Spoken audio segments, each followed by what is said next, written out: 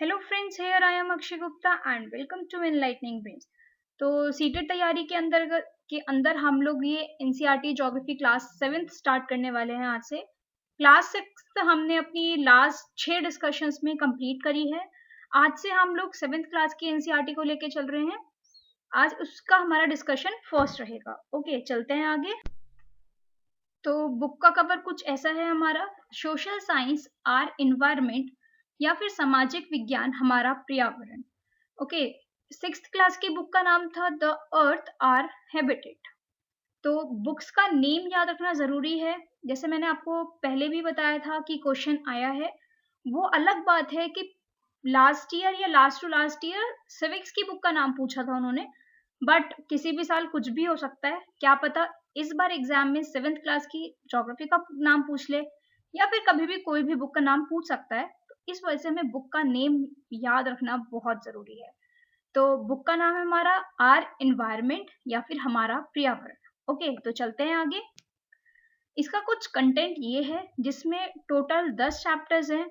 हम लोग हर चैप्टर अलग अलग वीडियो में कवर करेंगे ताकि इन फ्यूचर आप लोग को देखने में और अभी भी समझने में आसानी हो जाए। तो इस वाली वीडियो में हम लोगों ने एक ही चैप्टर कवर करा है जो है एनवायरनमेंट। ओके, चलते हैं आगे। एनवायरनमेंट को वैसे हिंदी में पर्यावरण बोलते हैं। तो देखते हैं इसमें क्या क्या दे रखा है इन्होंने। आप लोग यहाँ पर देख सकते हैं, यहाँ लिखा हुआ है the place, people, things and nature that surround any living organism is environment. तो एनवायरनमेंट क्या है? कुछ भी चीज, चाहे वो प्लेस हो, कोई जगह हो, पीपल हो, कोई लोग हो, थिंग्स हो, सामान हो, या नेचर हमारा पेड़ पौधे, जीव जंतु, कुछ भी जो भी किसी लिविंग ऑर्गेनिज्म के चारों तरफ होता है। सराउंड मतलब उसके चारों तरफ होना, उसको हम लोग एनवायरनमेंट बोलते हैं। अब एनवायरनमेंट जो हो गया वो एक कॉम्बिनेशन हो गया नेचुरल और मैनमेड फिनोमिना का। कुछ चीजें नेचुरल होती हैं और कुछ मैनमेड मतलब जो बनाई जाती हैं। उसके बाद आता है बायोटिक एंड एबायोटिक कंपोनेंट्स। अब बायोटिक क्या हो गया? वो वर्ल्ड जो कि लिविंग ऑर्गेनिजम्स का है, जैसे प्लांट्स और एनिमल्स। हम यहाँ पर देख सकते हैं इस वाली फोटो में प्लांट्स, एनिमल्स, बैक्टीरिया, फंगस, प्रोटोसिस्ट, ये सारे लिविंग ऑर्गेनिजम्स हैं। तो ये आते हैं बायोटिक के अंदर। और एबायोटिक के अंदर आएंगे जो भी नॉन लिविंग एलिमेंट्स हैं, जैसे land, water, soil, air, minerals, light, कुछ भी जो भी नॉन लिविंग है, जैसे प्लास्टिक हो गई, टेबल हो गई, चेयर हो गई, जो भी नॉन लिविंग है वो सब एबायोटिक के अंदर आएगा, और जो भी लिविंग है वो सब बायोटिक के अंदर आएगा। ओके, चलते हैं आगे। अब देखिए यहाँ पर लिखा हुआ है environment is a basic life support system. तो एनवायरमेंट हमारा बेसिक लाइफ सपोर्ट सिस्टम है, मतलब एनवायरमेंट के बिना हमारी जिंदगी पॉसिबल ही नहीं है। It provides the air we breathe. ये प्रोवाइड, इसके अंदर क्या है? जो सांस, जो एयर हम लोग लेते हैं, जो पानी हम पीते हैं, जो खाना हम खाते हैं, और जहाँ पे हम लोग रहते हैं, वो सब एनवायरमेंट के अंदर आता है। अब देखिए द एयर वी ब्रीथ, हम लोग ऑक्सीजन लेते हैं और कार्बन डाइऑक्साइड छोड़ते हैं। ऑक्सीजन हमें कौन देता है? ऑक्सीजन हमें प्लांट्स देते हैं। Okay, the water we drink, अब जो हम पानी पीते हैं तो मैक्सिमम वाटर कहाँ पे है? ओशंस में है और सीज में है। The water we eat, the food we eat, जो खाना हम लोग खाते हैं, अब हमें खाना कौन देता है? खाना हमें पेड़ देते हैं और जहाँ पर हम रहते हैं। तो ये सब चीजें हमारी लाइफ को जीने के लिए बहुत जरूरी है। और सिंपल लैंग्वेज में समझा जाए तो एक जिंदगी जीने के लिए 3 चीजें बहुत जरूरी होती है: रोटी, कपड़ा, मकान। ऐसा कहा जाता है, वेल एक फिल्मी डायलॉग है, बट फिर भी तो ये सब चीजें एनवायरनमेंट के अंदर आती है। ओके, अब एनवायरनमेंट एक फ्रेंच वर्ड से आया है, एनवायरनर, जिसका मतलब है नेबरहुड, मतलब आसपास का वातावरण या आसपास, सिंपल सी चीज। अब देखिए यहाँ पर लिखा हुआ है कंपोनेंट्स ऑफ एनवायरनमेंट। तो 3 तरह के कंपोनेंट्स हैं हमारे एनवायरनमेंट में। पहला है नेचुरल, दूसरा है ह्यूमन मेड, तीसरा है ह्यूमन। अब आप लोग देख रहे होंगे, एक है ह्यूमन मेड और एक है ह्यूमन, दोनों में क्या डिफरेंस है अभी समझते हैं। पहले नेचुरल समझ लेते हैं। नेचुरल एयर, जो हमें एटमॉस्फेयर में मिलती है।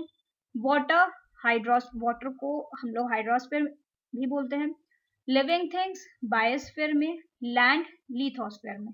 ये सब चीजों के बारे में डिटेल हम लोग अभी आने वाली स्लाइड्स में पढ़ेंगे। ओके, अब देखिए ह्यूमन मेड मतलब इंसान ने क्या क्या चीजें बनाई हैं। बिल्डिंग्स बनाई हैं, पार्क्स बनाए हैं, ब्रिजेस, रोड्स, इंडस्ट्रीज, मॉन्यूमेंट्स। तो ये सब हमारे आसपास है और ये हमारे इन्वायरमेंट का पार्ट है। ओके, अब आती है बात ह्यूमन की, एक सिंगल आदमी की। देखिए, सिंगल आदमी को या एक इंडिविजुअल को रहने के लिए इन्वायरमेंट बहुत जरूरी है। वही चीज बेसिक लाइफ सपोर्ट सिस्टम है, हवा भी वो वहीं से लेगा, खाना पीना रहना सब वहीं होगा उसका। फिर उसकी फैमिली हो जाएगी, फैमिली में भी यही चीज है। कम्युनिटी मतलब जिस सोसाइटी में या जिस कम्युनिटी में वो बिलोंग करता है वो सब भी उसी जगह पर रहेंगे।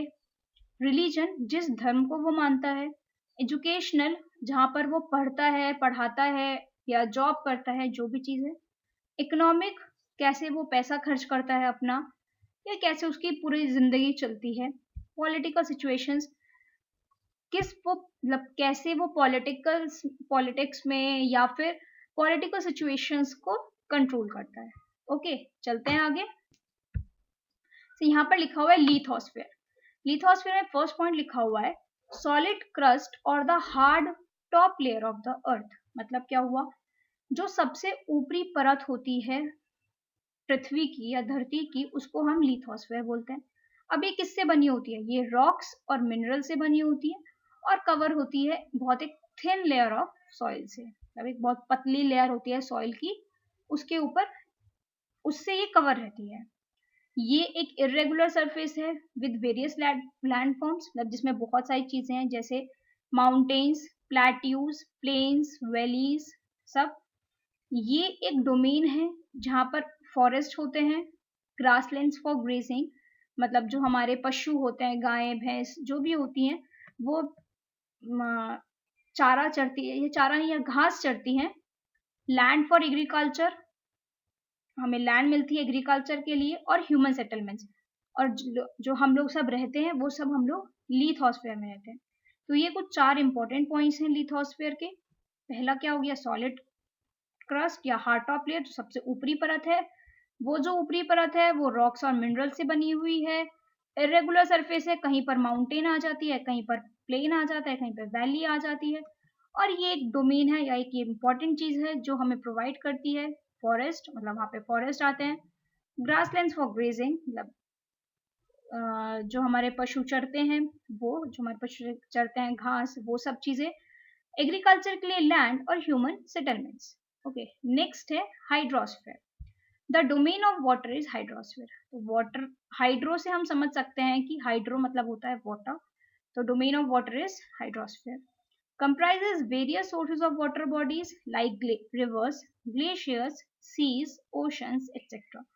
तो बहुत सारी वाटर बॉडीज को कंप्राइज करता है ये।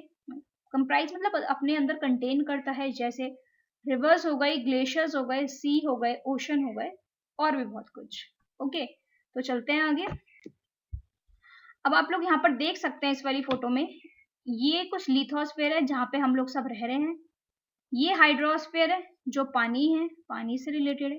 एटमॉस्फेयर जहाँ पर हमारे पशु पक्षी उड़ते हैं, हमारे प्लेन्स उड़ते हैं, या हम लोग सांस लेते हैं वो छोड़ते हैं, वो सब एटमॉस्फेयर में।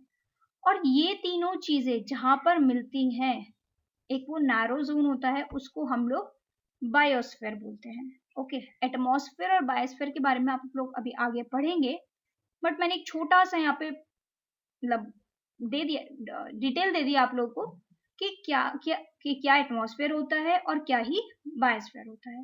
ओके, चलते हैं आगे। तो जैसे यहाँ पर लिखा हुआ है atmosphere, it is a thin layer of gas that surround the earth. मतलब क्या हुआ, एक बहुत पतली लेयर गैस की जो अर्थ के चारों तरफ घूमती है। सराउंड मतलब जो अर्थ को अपने चारों तरफ से कवर कर रखा है। नेक्स्ट लिखा हुआ है the gravitational force of earth holds the atmosphere around it. अब इसको एक एग्जाम्पल की हेल्प से समझिए। अगर हम सपोज करो कोई बॉल ऊपर फेंकते हैं आसमान में, तो अर्थ की ग्रेविटेशनल फोर्स उसे नीचे अपने पास खींच के ले आती है। इसी तरह से एटमॉस्फेयर को भी जो अर्थ की ग्रेविटेशनल फोर्स है उसने अपने पास पकड़कर रखा हुआ है। ओके, नेक्स्ट लिखा हुआ है it protects from harmful rays and scorching heat of the sun. मतलब क्या हुआ, एटमॉस्फेयर हमें प्रोटेक्ट करता है जो सन की हार्मफुल रेज होती हैं, मतलब यूवी रेज, और जो स्कॉचिंग मतलब होता है झुलसाने वाली जो गर्मी होती है उससे प्रोटेक्ट करता है। It consist of a number of gases, dust and water vapour. तो ये इसके अंदर बहुत सारी गैसेस हैं, डस्ट है और वाटर वेपर है। ओके, तो एटमॉस्फेयर के अंदर कुछ ये 4 पॉइंट हैं। एक बार रिविजन कर लेते हैं कि ये थिन लेयर ऑफ गैस है जो अर्थ को चारों तरफ से जिसने घेरा हुआ है। ये एटमॉस्फेयर में ही ग्रेविटेशनल फोर्स होती है अर्थ की जिसने एटमॉस्फेयर को पकड़ा हुआ है। एटमॉस्फेयर प्रोटेक्ट करता है हमें हार्मफुल रेज से और झुलसा देने वाली गर्मी से। एटमॉस्फेयर के अंदर ही बहुत सारी गैसेस हैं, डस्ट है और वाटर वेपर है। अब नेक्स्ट लिखा हुआ है plant and animal kingdom together make a biosphere. मतलब क्या हुआ, प्लांट और एनिमल किंगडम मिलकर बायोस्फीयर बनाते हैं। It is a narrow zone of earth. Biosphere के लिए लिखा हुआ है कि ये एक नैरो जोन है अर्थ का जहां पर लैंड, वाटर, एयर तीनों एक साथ मिलते हैं लाइफ को सपोर्ट करने के लिए। जैसे अभी हम लोगों ने पिछले जो फोटो थी उसमें देखा था, तो एक वो सर्कल था छोटा सा जहां पर लैंड, वाटर, एयर तीनों एक साथ मिल रही थी। ओके, नेक्स्ट लिखा हुआ है lush and green fields Kerala में मिलते हैं। अब लश का मतलब क्या होता है, कोई चीज जो बहुत ज्यादा हो रही है, और ग्रीन फील्ड्स तो आप समझ गए होंगे। तो लश और ग्रीन फील्ड्स कहाँ मिलता है हमें, केरला में। अब क्वेश्चन इज ये केरला में ही क्यों मिलते हैं, बिकॉज केरला में बहुत ज्यादा बारिश होती है इस वजह से। अब नेक्स्ट लिखा हुआ है लैंड फुल ऑफ सैंड। अब वो जमीन जो पूरी तरह से रेत से भरी हुई है वो है जैसलमेर, राजस्थान में। The relation between living organisms and there surroundings form an ecosystem. अब एक रिलेशन लिविंग ऑर्गेनिज्म और उसकी सराउंडिंग के बीच जो बैठता है वो होता है इकोसिस्टम। ओके, अब यहाँ पर लिविंग ऑर्गेनिज्म कोई भी हो सकता है, एनिमल भी हो सकता है और ह्यूमन भी हो सकते हैं। ओके, नेक्स्ट लिखा हुआ है on 5th June every year the world environment day is celebrated.